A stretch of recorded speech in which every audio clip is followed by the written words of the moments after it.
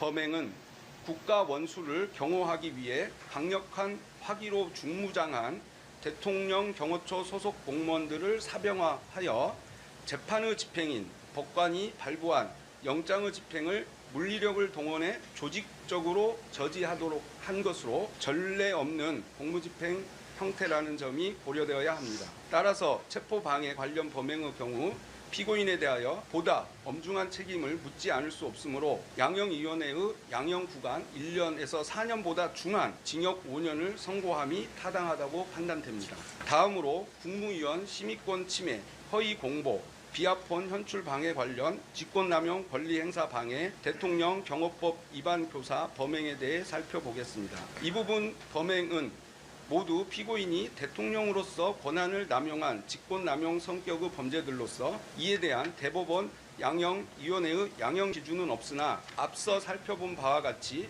대통령의 권한 행사에 대한 사전 통제 장치인 국무회의 심의를 무력화한 점, 위헌 위법한 비상계엄을 선포를 호도하고 왜곡된 여론을 형성하기 위해 외신 기자들에게 허위의 사실을 알린 점, 자신이 공범들과 범행에 사용한 비합본의 통화 기록 등 정보를 인멸하려고 시도한 점, 대통령이라는 막강한 지위를 이용한 범행이라는 점 등 중대한 범죄에 해당한다는 점이 고려되어야 합니다. 따라서 이와 같은 점들과 법정형 등을 고려할 때 이들 범행에 대하여 징역 3년을 선고함이 타당하다고 판단됩니다. 마지막으로 비상계엄 선포문 허위 작성 관련 허위 공문서 작성, 허위 작성 공문서 행사 등 범행에 대해 살펴보겠습니다. 대법원 양형위원회의 허위 공문서 작성 범죄 양형 기준에 따르면 탄핵 수사 절차 사용 등 적극적 목적, 허위 공문서 작성자가 행사한 경우 범행 후 증거 은폐 등